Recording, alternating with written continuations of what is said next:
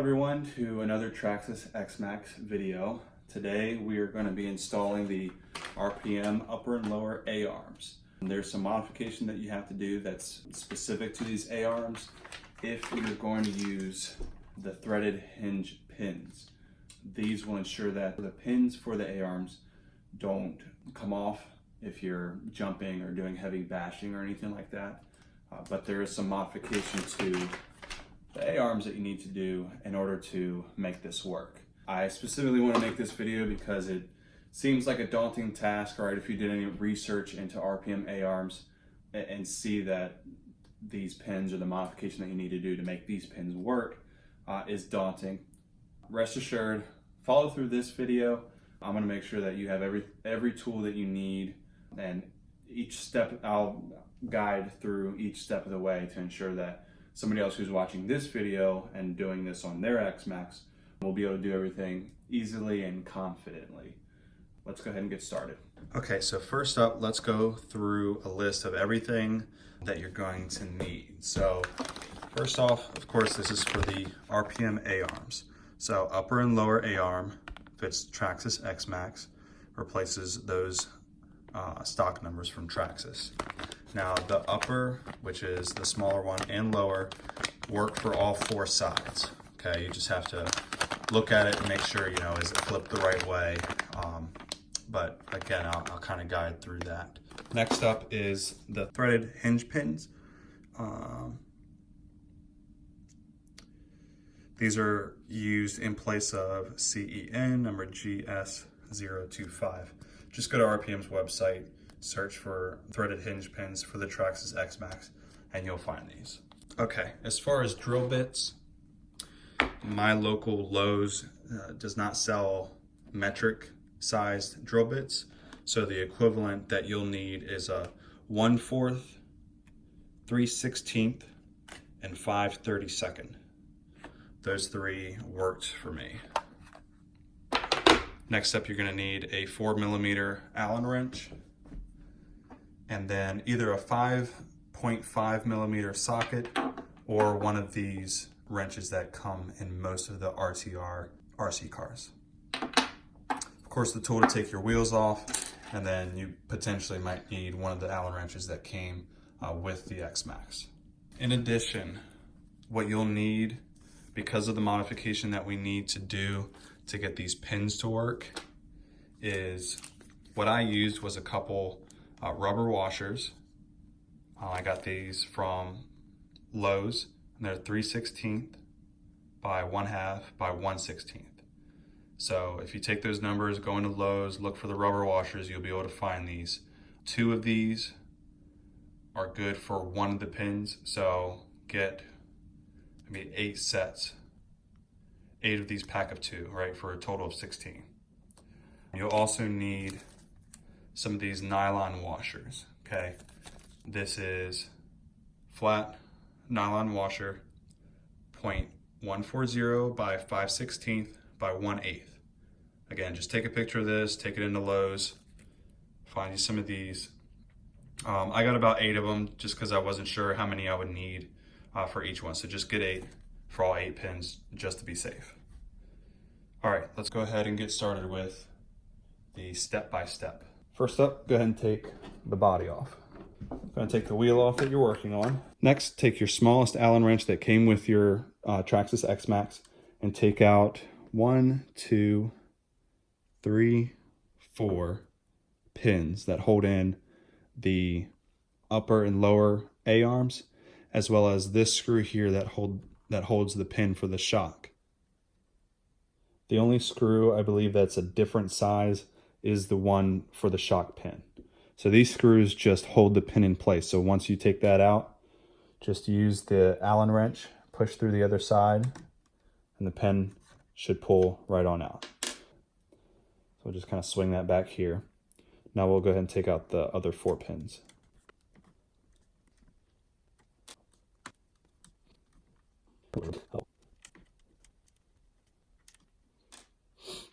Okay, so this screw, this screw, this screw, as well as the screw for the shock is all out. Do note that the screw for the upper inside part of the A-arm does have a little cap on it. So when you unscrew that, the screw and a cap will both come off.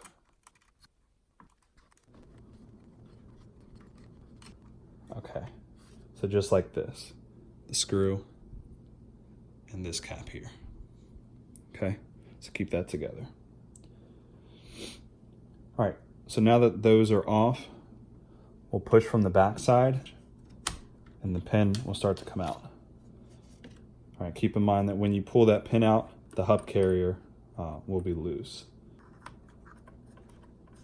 All right, once the two outer pins are off, you can then pull this piece aside. If you're doing the front, then the steering link for the front will still be attached. You can go ahead and just let that hang. All right, the inside pin for the upper arm is out. So now we can pull that aside. The top or the inside part of the A-arm actually has a screw on both sides. So we removed this screw here. There's actually a screw on this other side that keeps the pin from going all the way through. We'll have to take that off as well. And then there's one on the inside, bottom one, towards the back as well, we'll have to remove. All right, I couldn't get the pin out without removing the screw from the back first, so went ahead and did that. Now I should be able to just push the pin through. All right, just like that. So after you get the pin started, it's actually best to grab a pair of needle nose pliers or something to help pull the rest of it out. All right, there's that pin there. Now that that's removed, the bottom one comes right off. Okay, so let's go ahead and open up the RPM A-arms. Okay, so what you're gonna wanna do is just take a look at them, make sure that they are flipped the right way, and to ensure that, just look at the other side where the shock is, and you'll see where that pin is supposed to go through. Let me actually pan around here. So on this side, the shock is towards the outside. Here's the pin for the shock. It's closer to the outside and forward, right? So on this side, you're gonna want the holes for the shock, right, to be facing forward and closest that way. So once you have it oriented the right way, I find it easiest to actually go ahead and put the screw in for the back that you took off of the OEM one before you actually put the A-arm back on. So we'll go ahead and do that. Okay, now that that screw is on, we can go ahead and put this through here. This one reuses the OEM pin. You may have to just wiggle it around to get the pin lined up correctly. Sometimes it's easier to take something actually a little bit smaller than the pin, insert that, and then just kind of wiggle it around to get everything seated correctly.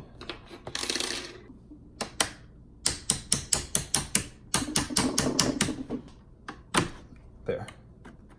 So that pin's all the way in now. We can take one of these screws. All right, so we put one of those screws back in to hold the pin in place. This moves up and down freely. Next step is to go ahead and just put the shock back into place. Make sure the pivot ball lines up. And then we'll put the smallest pin back through there. All right. This one takes the smallest screw. So we'll go ahead and put that back on now. Just a quick note, this only goes on one way, right? So you just match up from the way you took it off. This is gonna go around the shock, and let's just, for example, try to put it on this way.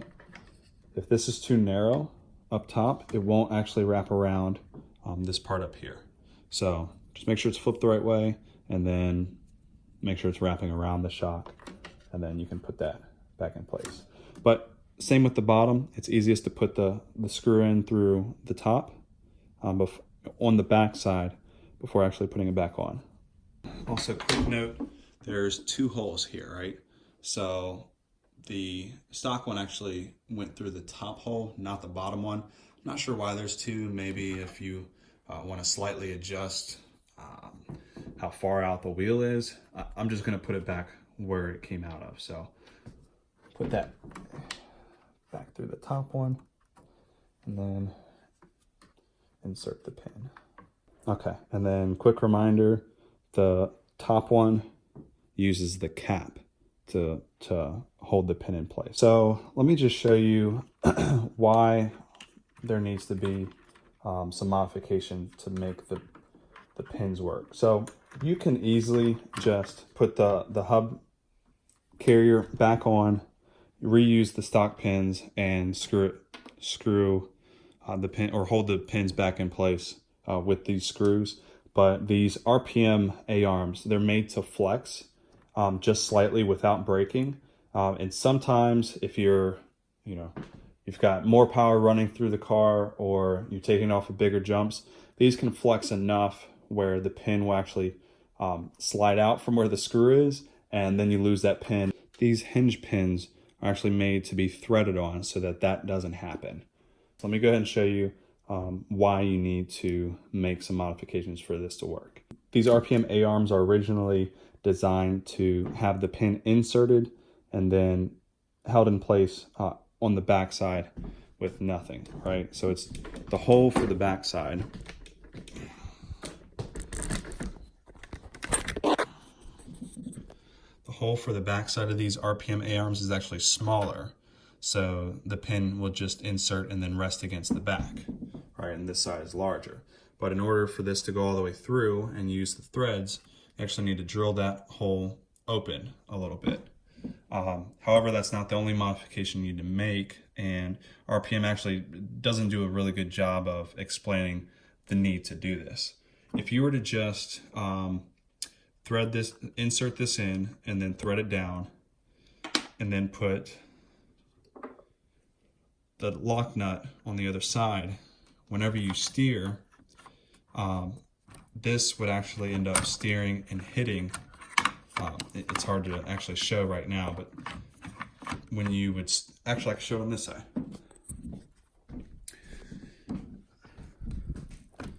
Let me take this wheel off over here so I can show you what I'm talking about.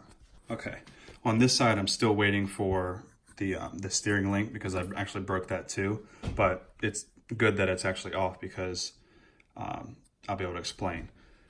So what I had to do is actually drill out enough room for the head of this hinge pin, like what you see down here, to be inserted inside of this A-arm.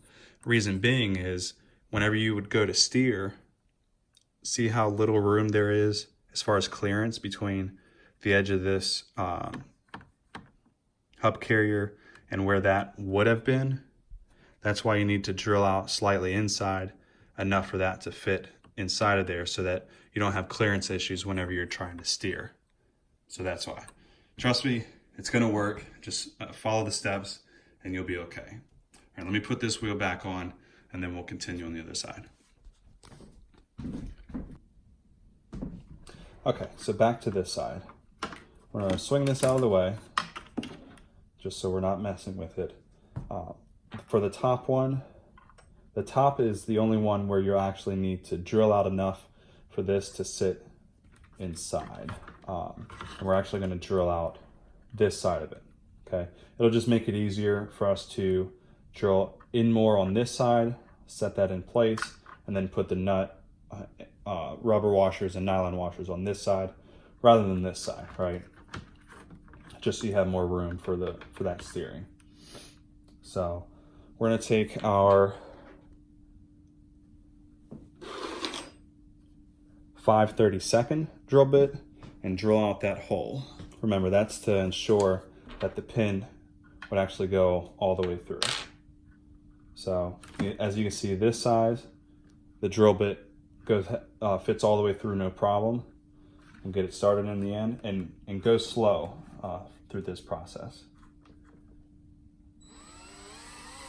Okay, and we're already out the other side. This is just to get this started, okay? So now we're actually gonna do the same thing to the bottom one here. Inserts through there. We'll get that started, and now we're out the other side.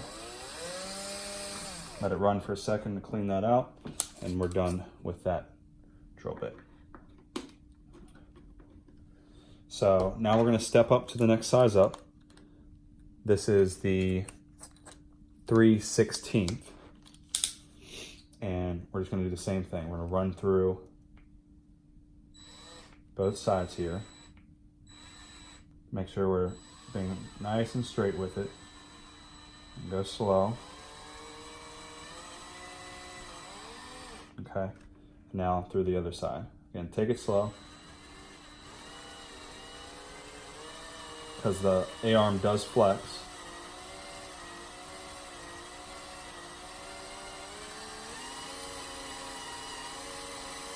All right, now we're out the other side.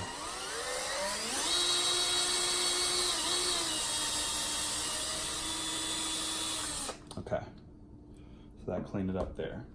With that, we should be able to insert this pin from the back side all the way through without any issue. All right, you guys see that there? So now, and again, this is just for the top. We only need to move to the last drill bit size just for the top. So we'll put that back. We'll grab the 1/4 1/4-inch drill bit.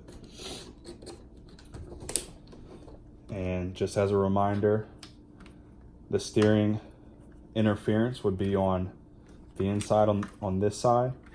So we're only going to drill inwards enough for the head of this hinge pin to go, just the head of it to go inside the A-arm. So this part we'll have to be pretty careful with. All right, so I had to move the camera here just so that you guys can see. Again, we're gonna drill out the top side or top A-arm where the steering link would turn into the head of that hinge pin, okay?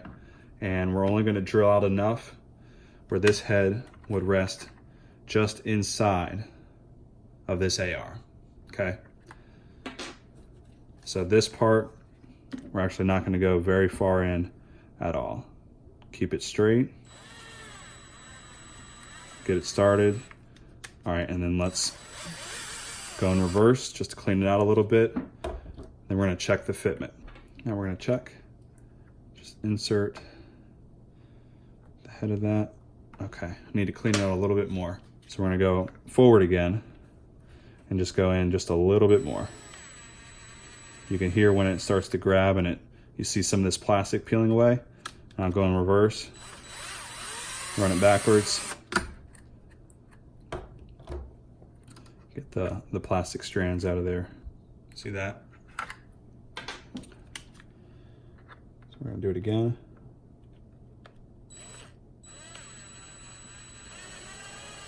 Take a few more strips off. Clean it out going in reverse. Let's take just a tiny bit more off.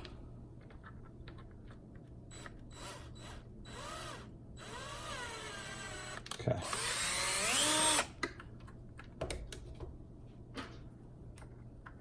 All right, see the head pin? Drop nearly all the way through, or all the way inside rather. Perfect. It's flush.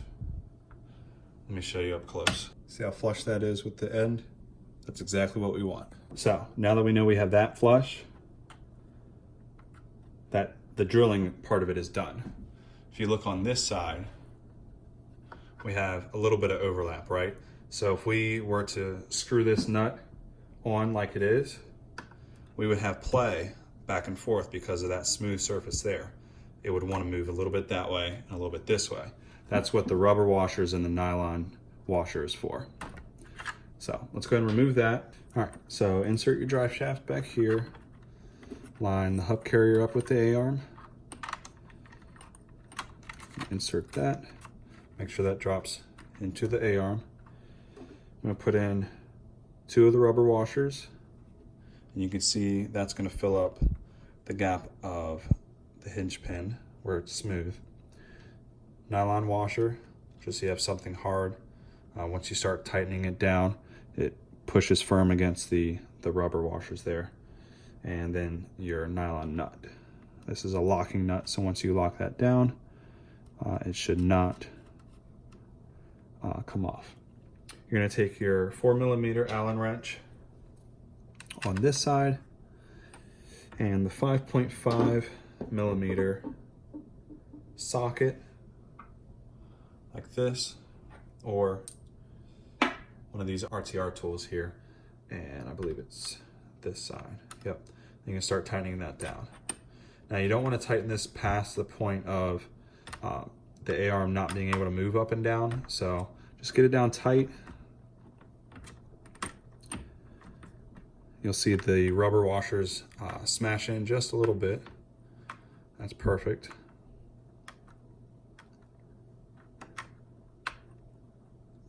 All right, so that's all the way down, and this should still move freely.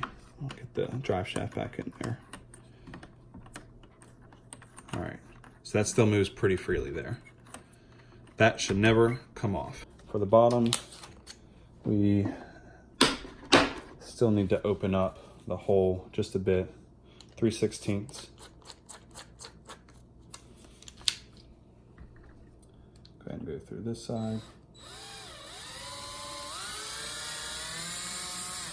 And line it up with the end.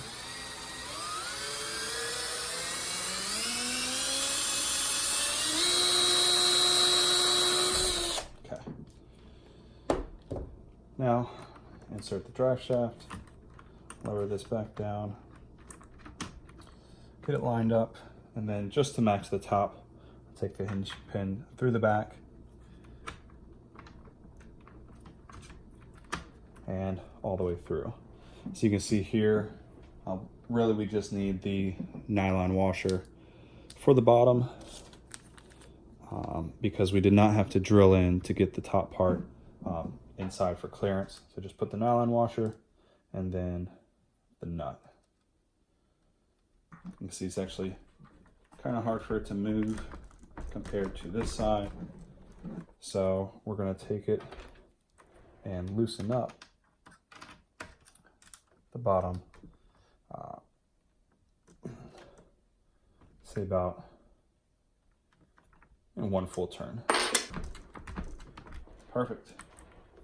Now, again, just checking the clearance here. Goes all the way without hitting anything. And of course with the wheel on, it's not gonna hit any of that stuff. So put the wheel back on, nut.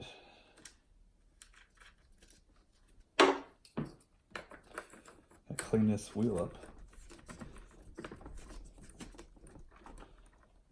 Tighten it down. Good to go. So you will have 2 extra pins if you do use the hinge pin set. 2 pins and 2 screws left over. Just hang on to them. Thank you guys so much for watching. The rear should be very similar. You just won't have to worry about drilling out for the steering because of course there's no steering in the rear. But I'm gonna go ahead and do the back. If there's anything different that I notice, I'll shoot a quick video and I'll include it right after this. Okay, quick note for the rear. First off, to get one of the pins out, you have to just remove this screw where the wheelie bar is connected and just kind of move it out of the way so you can get access to it. The other thing is where the front we had to do multiple sections of or sizes of drilling to get this to fit inside because we don't have steering in the back. Obviously you don't have to do that here. You only have to do the 5/32 size drill bit drill through so that the threads can come out this other side. Thank you guys for watching. Leave a like if this video was helpful and subscribe for more videos like this in the future. Take care.